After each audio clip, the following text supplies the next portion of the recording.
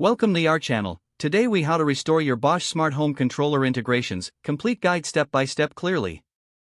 To restore your Bosch smart home controller integrations, begin by powering on your Bosch smart home controller. Ensure that your device is connected to a stable Wi-Fi network.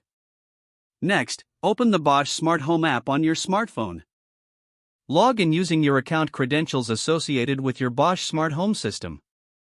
Once logged in, navigate to the Settings section at the bottom of the app. Look for the Integrations option within the Settings menu. Tap on Integrations to access the list of all connected devices.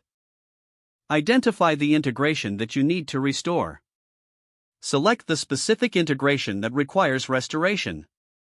Check for any notifications or error messages related to the integration.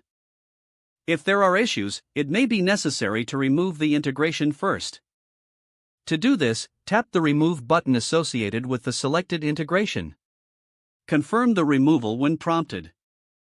Once removed, go back to the Integrations menu.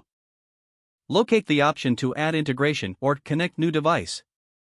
Follow the on-screen instructions to re-add the integration. Make sure the third-party device is powered on and in pairing mode. Complete the steps to authenticate and link the integration to your Bosch system. After successfully adding the integration, wait for the app to update and sync. Once synced, verify that the integration is functioning correctly. Check back in the Integrations menu to see if the device status is online. Adjust any settings for the newly restored integration as needed. Conduct a functionality test to ensure everything is operating smoothly. If issues persist, restart your Bosch smart home controller. After the restart, repeat the steps to check if the integration is now operational. Contact Bosch customer support if the integration still does not restore properly. Follow these steps carefully, and you will have your integrations restored in no time.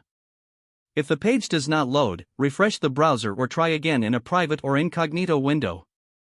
Make sure you are using the correct email address, then retype it carefully to avoid small typos. Don't forget to like this video and subscribe to our channel for more step-by-step tech guides.